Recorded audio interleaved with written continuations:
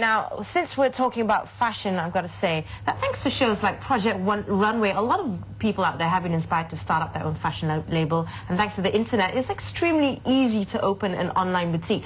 But before you jump on the bandwagon and do that yourself, you might want to pay attention in this next interview, because we'll be discussing the business side to the industry. Now, that's why I'll be joined by 4 beautiful young entrepreneurs who came all the way from East Malaysia here to share their success stories and maybe some of their secrets. Now, please join me in welcoming Sereni and Shentel, who created a huge name in headbands and fashion accessories, and Esmelia and ST Saruji from Privé, who have their own online fashion business, and of course they've got a boutique and it sells everything from Australia. Anyway, welcome ladies to the show. It's really great having you guys here. Thanks so much. Now, we'll be talking a little bit about you know, the business side to fashion, but before we get into that, let's talk a little bit about your own ventures. You know, how do you guys get started, and a little bit about your brands. So I'll talk to Sereni and Shentel first. Now, Sereni and Shentel, yes, I can tell where you guys got the name of your business. Yep. Now, tell us a little bit about it and how do you guys start? Well, we make headbands. This is you're all wearing the headbands. Yeah. We started in 2009. It was an accidental business. So what happened was we made headbands to go to a Lady Gaga concert. Oh, right. Yeah. Oh, okay. So, Lady Gaga concert. I can imagine how. Yeah, it all started out from Lady Gaga. Yeah. So we started out with making this headband actually, which is called the Kuching Cat now. Oh, right. We made it in black, and what happened was the media went crazy when they saw us in the headbands, and we had bejeweled shirts as well that said Gaga. Yeah, so we made it into newspapers and everything, and then a few months later, I was asked by Asia Tatler to join in the shoot in Hong Kong, so we made some pieces for that shoot as well. We thought, well, let's give it, since we've made a few, let's make a few more pieces, see what we can do, where we might go. And from there, we decided to start a little online store. We used a website called Big Cartel and put a few products on there, and then it just sort of stemmed from there. Wow! And since then, there's no turning back. Of course, you've got really fantastic designs. The two of you are wearing, of course, I'm wearing the Kuching Cat side option. Zamunda. I am wearing. You're wearing the Queen. Oh, yeah, it's a crown. It is indeed. Yes. No, okay, that's Sereni and Shentel. A little bit about Privé now. Of course, the two of you are sisters, and you decided to, you know, start a business. Of course, it's not easy, I'm sure, working with family. It's fun actually. It's fun, okay, now tell us a little bit about Privé and how you guys started. Okay, it all began from a natural love for fashion and dressing up. It always starts with that. Yeah. We wanted to test the market and see how the response would be. So we set up Privé late January this year. We aim to bring together a collection of multi-brand items from Australia, from women's clothing to accessories, catering to a niche market. Me and ST select unique and desirable pieces, and at the same time, it was our personal goal to make fashion accessible and affordable to the Kuching, to all women. All right. Yeah. All right. Talking about Privé, we have Aussie brands in Privé. Yes. Which includes from formal casual to evening wear.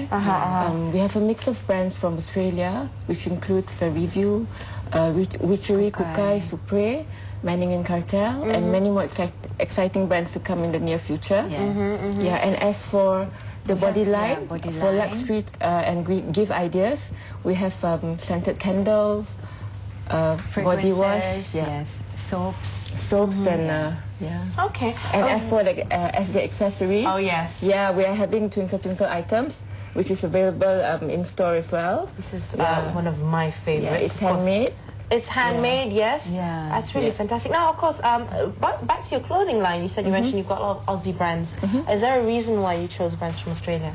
I've always loved Aussie brands, and because my siblings used to study in Australia, I came to develop this certain affection for those brands, as they are very stylish and of good quality. Yes, and affordable too. Yeah, and you know, affordable too. In Australia, you know, Sportsgirl, Portsmouth, Supre are all big favorites of mine.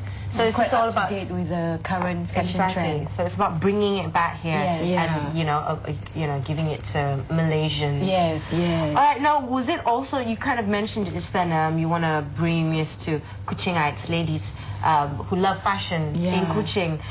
Is that the case? And maybe you from Kuching also, right? We are, yes. Yeah. So maybe do you see that, there are a lot of ladies who loved fashion in Kuching but just didn't have, that many shops or to go. That's how we started making our headbands. Is we couldn't find them in Kuching, and to fly out to KL to get it all it just seemed a little bit too much. So definitely, I think there's definitely a market in Kuching of girls who especially are very work savvy and they don't have time to go down to the shops and things. For us, especially, we do have a lot of online orders from Kuching, even though we do have stockists. They do want to order online and get the excitement of getting something in the mail. Of course. Nothing beats that. Now, talk a little bit about online now. Of course, thanks to the internet and blog spots out there, there are tons of online boutiques now. They're mushrooming everywhere. So, of course, I'm sure it goes beyond just being, fashion savvy and having a website.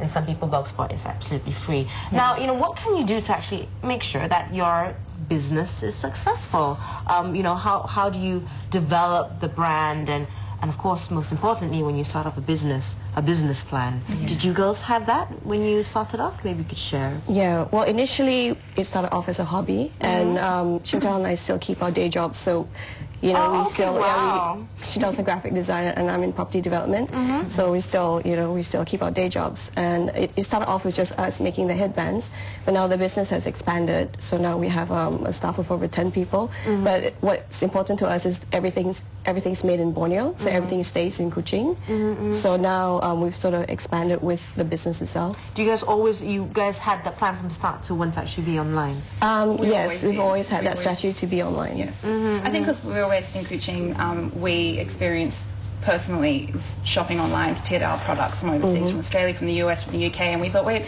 what about local brands? Like, we should definitely have a go at doing that. Yes. But I think for online, for us, why we've been successful, I think, is we are ourselves, and that's what people are buying into as well. It's like following what we're doing, and we wear the product. We design for ourselves. You are your own. We are our own brand. We are the brand. Yeah. And exactly. We share with our fans. We're very accessible. We're always on our Facebook. They can contact us. We write back straight away.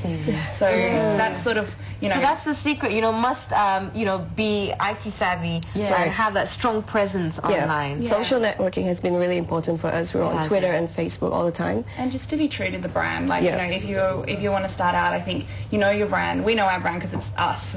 So and we've got nothing to hide in that sense. So in terms of branding, it's really just the two of us and what we're into, and we share with our fans what music we like, everything really, places that we like to eat, what we were inspired by as well. Oh, nice. So there you go. That's a very I think a foolproof plan you've got there, to be the face and the image of your own brand. It's really fantastic. A little bit about Privé now. When you girls started, did you have a business plan or a certain, steps that you knew that you had to take?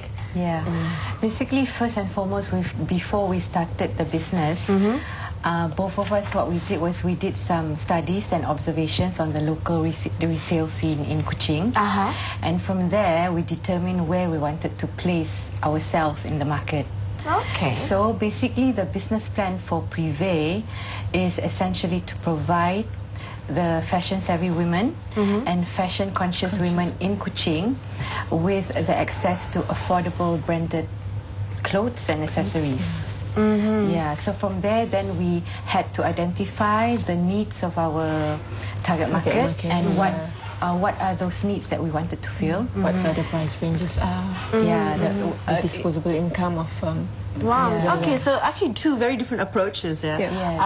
You took more of the business side to it and did the research side to it, and you guys were more about the passion and the flair and love and that sort of, it was contagious, it actually went through to your buyers. So you obviously know who are your target audience and all that. So I believe that's actually one of the most important things. Now, if you guys girls could, just offer some, maybe some advice to a lot of hopeful business owners out there on how to run a successful brand online. Serena, Shentel?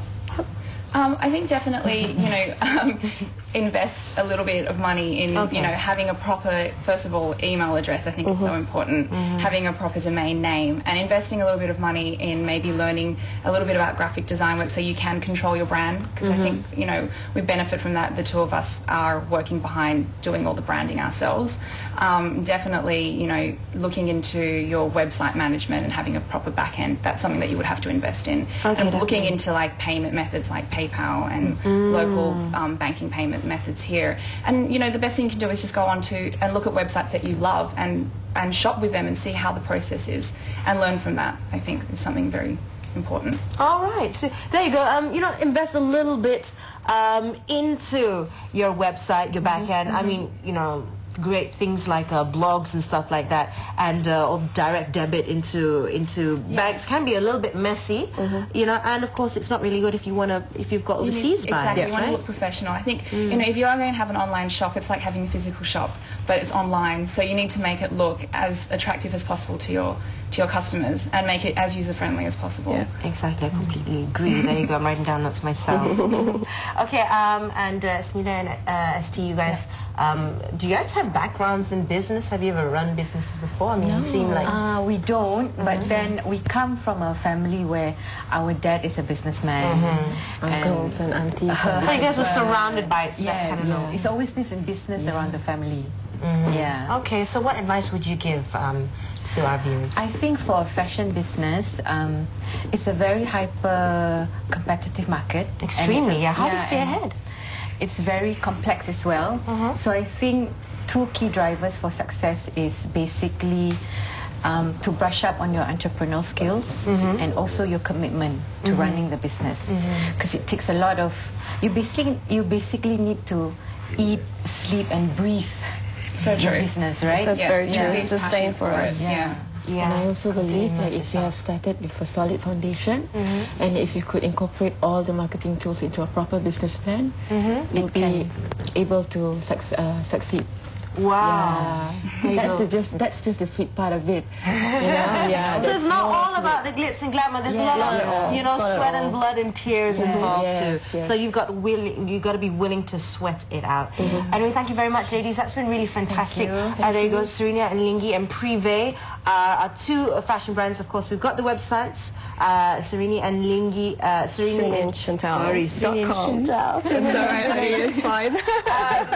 Sereni and Shentel.com. So fantastic headbands. I absolutely love that one. And also Privé, a great slew of Australian brands, not just clothes. I'm wearing. Yeah, you're wearing one. There you go. I'm going to. This is great. Oh, thank you. Household, not household, but more a luxury body line, skincare body line, and also really awesome the jewel stuff. From Twinkle Twinkle, this is from Jakarta. This is on a separate agreement, like a consignment. Consignment basis, Okay, and this is privé.com.my. So there you go. Ladies, do keep in mind all the great advice given by our four fashionista / business owners here. The commitment is very, very important. Anyway, unfortunately, that's all the time we have for this interview. Thank you so much for being on the show. Thank you so much. Thank you.